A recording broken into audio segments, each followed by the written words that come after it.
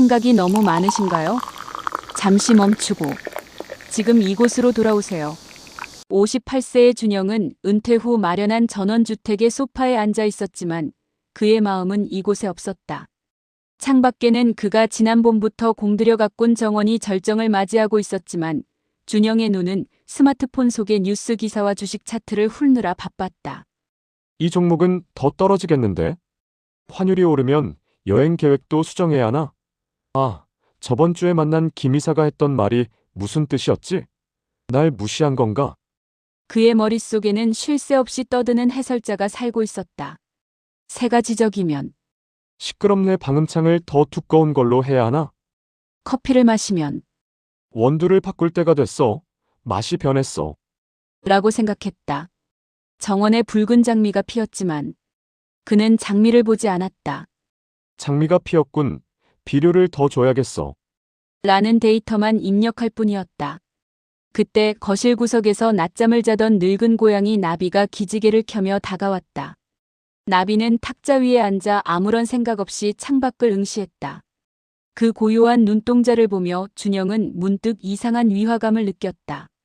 저 녀석은 지금 환율도, 김 이사의 비꼬는 말투도, 내일의 날씨도 걱정하지 않는구나. 그저 햇살을 쬐고 있을 뿐이야. 준영은 스마트폰을 뒤집어 탁자 위에 내려놓았다. 그리고 눈을 감았다. 머릿속 해설자가 지금 뭐 하는 거야? 시간을 낭비하지 말라고 속삭였지만 그는 의식적으로 그 목소리의 볼륨을 줄이는 상상을 했다. 해설자, 넌 이제 해고야. 지금부터 10분간 입 다물어. 그는 천천히 눈을 뜨고 판단 없이 눈앞의 세상을 보기로 했다. 정원의 장미가 보였다. 붉은색이라는 단어도 지웠다. 그저 그 색채가 망막에 닿는 느낌을 받았다. 바람이 불어왔다. 시원하다 혹은 쌀쌀하다는 판단 대신 피부에 닿는 공기의 질감을 느꼈다. 마룻바닥의 나무 냄새, 멀리서 들리는 풍경 소리의 떨림. 기적이 일어났다. 지난 몇 달간 그를 괴롭히던 불안과 초조함이 마치 안개가 걷히듯 사라졌다. 세상은 그저 그곳에 있었다. 준영은 처음으로 커피를 마시는 것이 아니라 커피의 향과 온기가 식도로 넘어가는 경험을 했다. 그는 무릎 위에 고양이를 쓰다듬으며 중얼거렸다. 그래, 나는 여태껏 내 인생을 산 게 아니라 내 인생에 대한 중계방송만 듣고 있었구나. 그날 오후 준영은 아무것도 하지 않았지만 그 어느 때보다 충만한 시간을 보냈다. 대형 병원 원무과에서 일하는 수진은 매일 감정의 최전선에서 싸웠다. 오늘은 최악이었다. 한 중년 남성이 카운터를 주먹으로 내리치며 고래고래 소리를 지르고 있었다. 내가 여기서 쓴 돈이 얼마인데 접수 순서를 기다리라고? 당신 내가 누군지 알아? 교육을 어떻게 받은 거야? 남자의 입에서는 험한 욕설과 인신공격이 쏟아져 나왔다. 대기실의 모든 시선이 수진에게 꽂혔다. 수진의 심장이 쿵쾅거렸다. 얼굴이 화끈거리고 억울함에 눈물이 핑 돌았다. 내가 뭘 잘못했다고? 나는 규정대로 했을 뿐인데. 저 사람은 왜 나를 미워할까? 내가 만만해 보이나? 그 순간 수진은 며칠 전 보았던 영상의 문구를 떠올렸다. 그것은 그 사람의 진흙이다. 네가 받지 않으면 그만이다. 수진은 깊게 숨을 들이마셨다. 그리고 눈앞의 남자를 다시 보았다. 그는 수진을 보고 화를 내는 것이 아니었다. 그의 붉어진 얼굴, 떨리는 손, 핏대 선 목. 그는 지금 자기 자신에 통제되지 않는 분노라는 지옥불에 타고 있었다. 그는 두려운 것이다. 자신의 병이나 가족의 안위가 걱정되어 그 공포를 화라는 형태로 배설하고 있는 것이다. 수진은 마음속으로 시각화를 시작했다. 남자의 입에서 튀어나오는 욕설들이 검은 진흙 덩어리로 보였다. 그 진흙들이 수진을 향해 날아왔지만 수진은 자신의 앞에 투명하고 단단한 유리벽을 세웠다.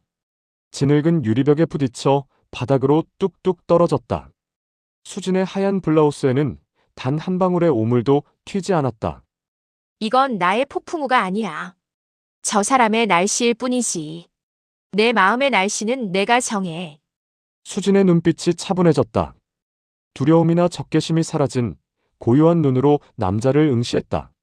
남자는 수진이 당황하거나 맞대응하지 않고 그저 깊은 연민이 담긴 눈으로 자신을 바라보자 순간 멈칫했다. 허공에 주먹질을 하는 듯한 허무함을 느낀 것이다. 선생님, 수진이 낮고 침착한 목소리로 말했다. 많이 걱정되고 답답하신 마음은 알겠습니다. 하지만 소리를 지르시면 제가 도움을 드릴 수가 없습니다. 잠시 앉아서 숨을 고르시면 제가 최선을 다해 방법을 찾아보겠습니다. 남자의 기세가 꺾였다. 그는 씩씩거렸지만 더 이상 욕설을 뱉지 못하고 뒤로 물러섰다. 수지는 다시 업무로 돌아갔다. 그녀의 마음은 방금 폭풍이 지나갔다고 믿기 힘들 만큼 평온했다. 새벽 2시. 민석은 침대 위에서 뒤척이고 있었다. 며칠 전 그는 지인의 권유로 투자했던 코인이 반토막 났다는 사실을 확인했다. 그것이 첫 번째 화살이었다. 돈을 잃었다는 명백한 사실. 아프고 쓰라린 현실이었다. 하지만 민석을 잠 못 들게 하는 건 그 사실 자체가 아니었다. 아, 내가 미쳤지. 그때 왜 팔지 않았을까? 이 돈이면 아이들 학원비가 몇 달치인데. 아내는 나를 얼마나 한심하게 생각할까? 나는 가장 자격이 없어. 이제 노후는 끝장이야. 평생 가난하게 살다가 비참하게 늙어 죽겠지. 이것이 바로 두 번째 화살이었다. 민석은 이미 맞은 화살 손실 위에 스스로 독을 바른 화살을 수백 개씩 자신의 가슴에 꽂고 있었다. 과거에 대한 후회와 미래에 대한 재앙적 시나리오가 꼬리에 꼬리를 물었다. 심장이 조여오고 식은땀이 흘렀다. 그때 민석은 침대에서 벌떡 일어나 앉았다. 그만. 그가 입 밖으로 소리내어 말했다. 어둠 속에서 자신의 목소리가 울렸다. 그는 자신의 허벅지를 꼬집으며 감각을 느꼈다. 지금 내 통장에 손실이 난 건 사실이다. 하지만 내가 길거리에 나앉게 된다는 건 내 머릿속의 소설이다. 아내가 나를 버릴 거라는 것도 내 망상이다. 민석은 심호흡을 하며 상상 속에서 손에 쥐고 있던 화살들을 하나씩 꺾어버리는 이미지를 떠올렸다. 후회는 돈을 돌려주지 않는다. 자책은 상황을 해결하지 못한다. 지금 이 순간 나는 안전한 침대에 있고 가족들은 건강하게 자고 있다. 그것만이 진실이다. 그는 주위를 발바닥의 감각으로 돌렸다. 이불의 부드러운 감촉에 집중했다. 망상이 고개를 들 때마다 두 번째 화살이야라고 딱지 붙이고 흘려보냈다. 10분이 지나자 격렬하던 심장 박동이 잦아들었다. 문제는 여전히 존재했지만 그 문제에 압도당해 죽을 것 같은 공포는 사라졌다. 민석은 비로소 내일 아침에 일어나서 이성적으로 대처하자. 라고 생각하며 잠을 청할 수 있었다. 혜정은 평생을 준비하며 살았다. 대학 때는 취업을 위해, 취업 후에는 결혼 자금을 위해, 결혼 후에는 아이들 교육을 위해, 그리고 지금은 은퇴 후에 안락한 삶을 위해.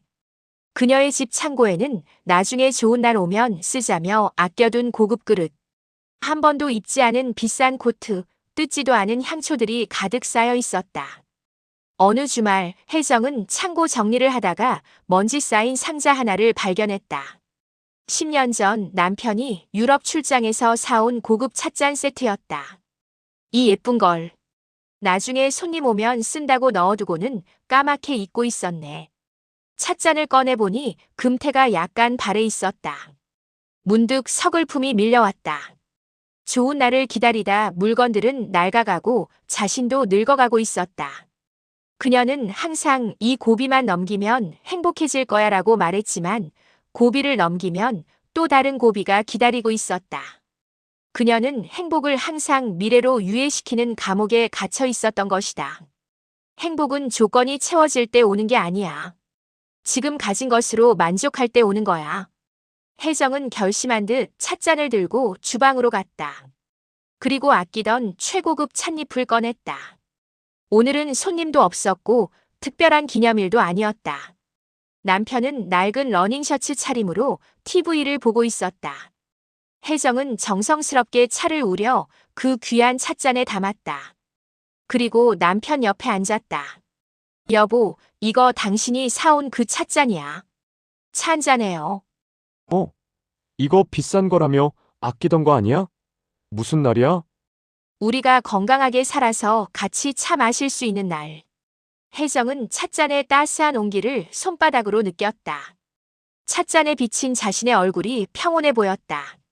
더 넓은 집, 더 많은 통장 잔고가 없어도 지금 이 순간 차 한 잔의 향기만으로도 삶은 충분히 아름다웠다.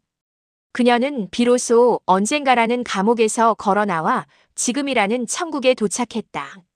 명절마다 친척들이 모이는 자리는 태훈에게 전쟁터였다. 특히 큰형님은 언제나 술에 취해 태훈을 공격했다. 넌 아직도 그 모양으로 사냐? 내가 너만 할 땐 집이 두 채였어. 쯧쯧, 융통성이 없으니까 출세를 못하지. 과거의 태훈이라면 얼굴을 붉히며 대들거나 모멸감을 참으며 속으로 칼을 갈았을 것이다. 그 분노는 명절이 끝나고 집에 돌아가서도 며칠씩 그를 괴롭혔다. 하지만 이번엔 달랐다.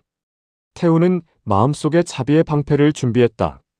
큰형님이 비꼬는 말을 시작하자 태훈은 형님을 나쁜 놈이 아닌 아픈 사람으로 바라보았다. 형님은 외로워서 저러는 거야. 사업은 기울어가고 자식들은 연락도 안 하니 자존심을 세울 곳이 여기밖에 없어서 나를 깎아내려야만 자신이 살아있다고 느끼는구나. 참 딱하고 가엾은 영혼이다. 상대를 환자로 인식하자 분노 대신 연민이 솟아올랐다.